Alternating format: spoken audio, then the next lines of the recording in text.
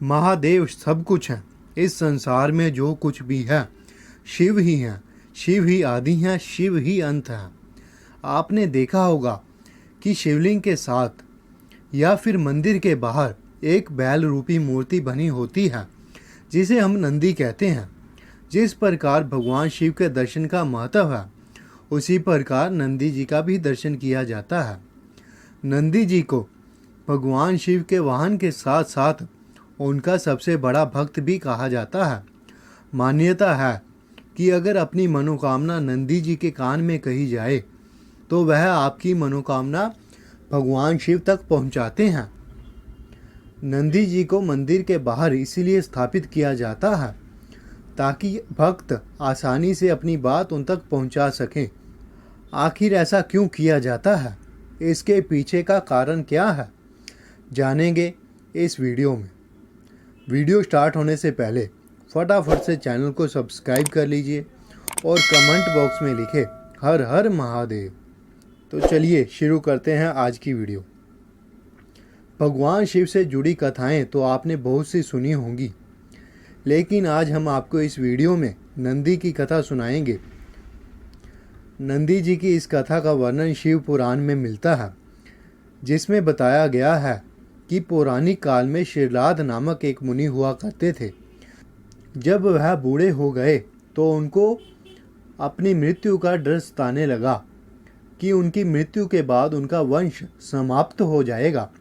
इसी चिंता के कारण उन्होंने एक मृत्युहीन पुत्र पाने के लिए उन्होंने इंद्र देवता को प्रसन्न करने के लिए कठोर तपस्या की, जिससे देवराज इंद्र प्रसन्न होकर उनके पास आए और उनसे कहा कि मैं तुम्हारी इस इच्छा को पूरा नहीं कर सकता।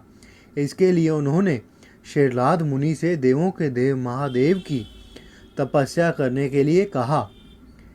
इंद्र के कहने के अनुसार शेरलाद मुनि भगवान शिव की तपस्या करने लगे और बहुत सालों के बाद भगवान शिव उनसे प्रसन्न होकर उनके समक्ष प्रकट हुए और उनसे वर मांगने के लिए कहा। तो शेरलाद मुनि ने शिव से उनके ही समान अजन्मा और मृत्युहीन पुत्र मांगा। भगवान ने उनसे कहा, तुम जैसा चाहते हो वैसा ही होगा। उसके बाद मुनि अपने आश्रम लौट गए और वहां पर उनको एक पुत्र प्राप्त हुआ जो सूर्य के समान तेजवान था। और उसके बाद शेरलाद मुनि ने उसे 5 साल की आयु में ही सारे वेदों और उपनिषदों का अध्ययन करवाया। उसके बाद एक दिन कुछ ऋषि मुनि भगवान की आज्ञा से शेरलाद मुनि के पास आए और उसे बताया कि तुम्हारा पुत्र अल्प आयु है, यह ज़्यादा से ज़्यादा 1 वर्ष और जीवित रहेगा। जिस कारण से शेरलाद मुनि बहुत दुखी हुए और रोने लगे। अपने पिता को इस प्रकार दुखी देखकर नंदी जी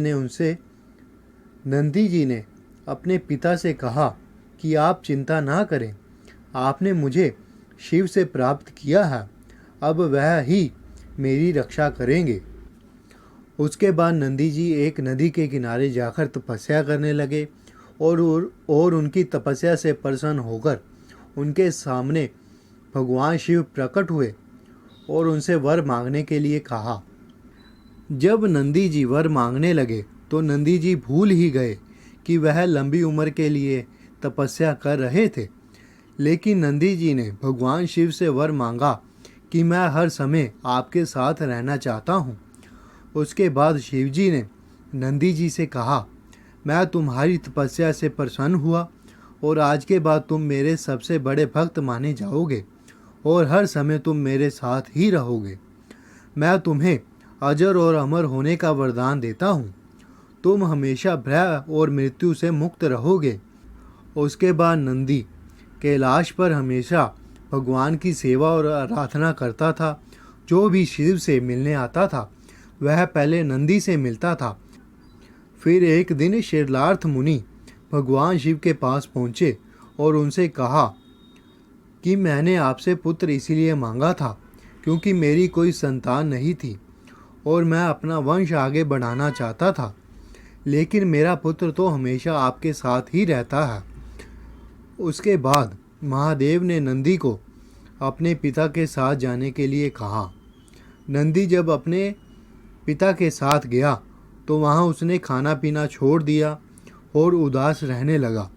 महादेव भी नंदी से प्यार करते थे, वह भी उनके बगैर खुश नहीं थे।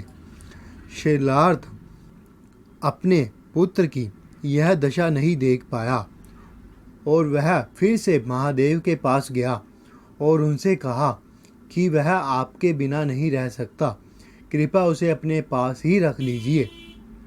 उसके बाद शिव जी ने नंदी जी को अपने पास बुलाया और उसके प्रेम को देखकर महादेव ने उसे वरदान दिया कि जो कोई भी नंदी के कान में अपनी मनोकामना कहेगा वह अवश्य ही मुझ तक पहुँचेगी। यहाँ तक कि एक बार माता पार्वती ने भी नंदी के जरिए अपनी बात शिव तक पहुँचाई थी।